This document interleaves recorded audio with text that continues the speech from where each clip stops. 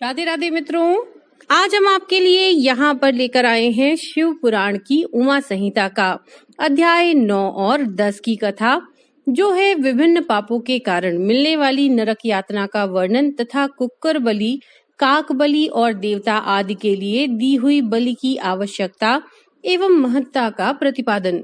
तो चलिए शुरू करते हैं। शरद कुमार जी कहते हैं, व्यास जी, इन सब भयानक पीड़ादायक नरकों में पापी जीवों को अत्यंत भीषण नरक यातना भोगनी पड़ती है। जो मिथ्या आगम अर्थात पाखंडियों के शास्त्र में प्रवृत्त होता है, वह द्विजिह्व नामक नरक में जाता है और जिह्वा के आकार में आधे कोस तक फैले हुए तीक्ष्ण हलों द्वारा वहां उसे विशेष पीड़ा दी जाती है।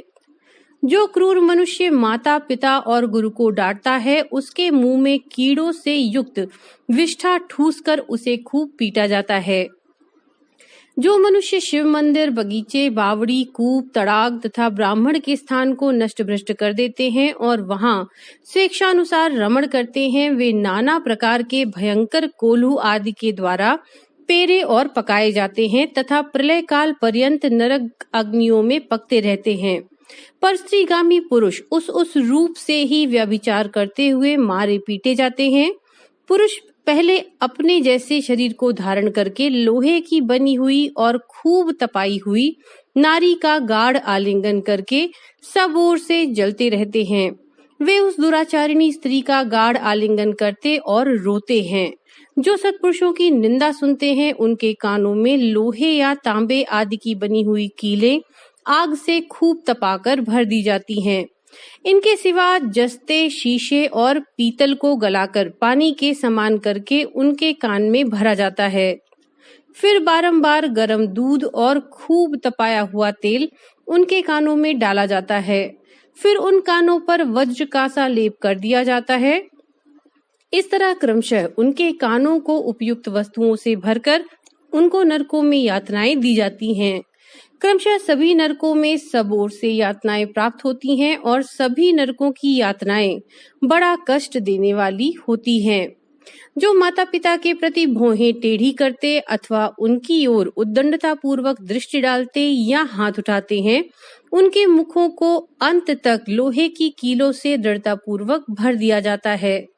जो मनुष्य लुभाकर स्त्रियों की ओर अपलक दृष्टि से देखते हैं, उनकी आंखों में तपाकर आग के समान लाल की हुई सुइयां भर दी जाती हैं। जो देवता, अग्नि, गुरु तथा ब्राह्मणों को अग्रभाग निवेदन किए बिना ही भोजन कर लेते हैं, उनकी जिह्वा और मुख में लोहे की सैकड़ों कीलें तपाकर ठूस दी जाती हैं।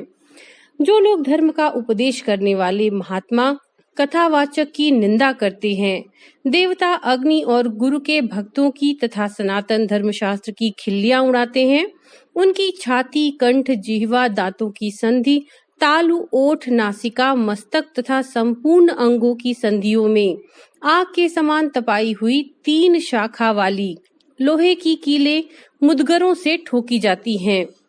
उस समय उन्हें बहुत कष्ट होता है। तत्पश्चात सब ओर से उनके घावों पर तपाया हुआ नमक छिड़क दिया जाता है। फिर उस शरीर में सब ओर बड़ी भारी यातनाएं होती हैं। जो पापी शिव मंदिर के पास अथवा देवता के बगीचों में मलमूत्र का त्याग करते हैं, उनके लिंग और अंडकोश को लोहे के मुदगरों से चूर चूर कर दिया जाता है तथा आग से तपाई हुई सुइयां उसमें भर दी जाती हैं, जिससे मन और इंद्रियों को महान दुख होता है।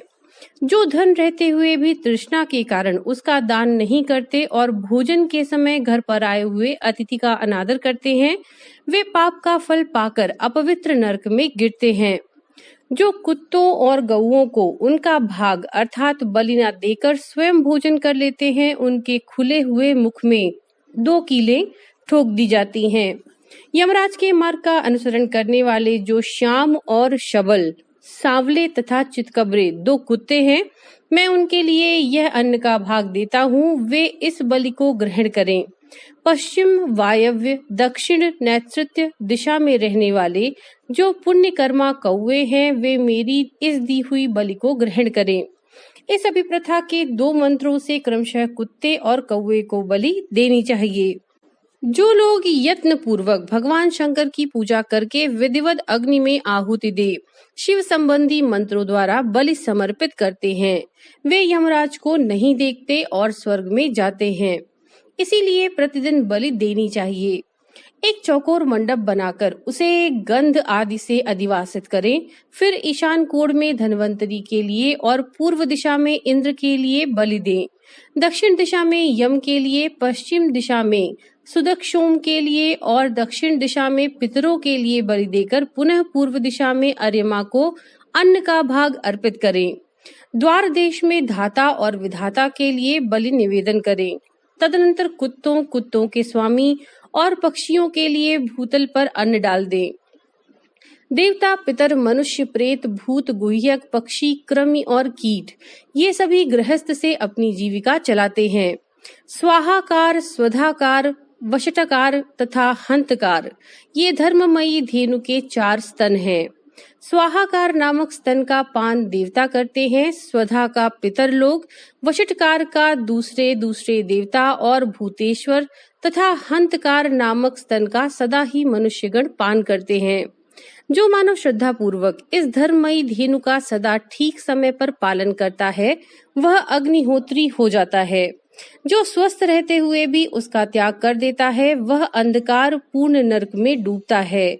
इसीलिए उन सब को बलि देने के पश्चात द्वार पर खड़ा हो क्षण भर अतिथि की प्रतीक्षा करे।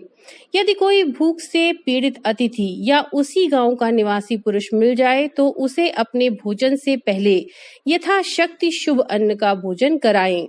जिसके घर में अतिथि निराश होकर लौटता है उसे वह अपना पाप दे बदले में उसका पुण्य लेकर चला जाता है।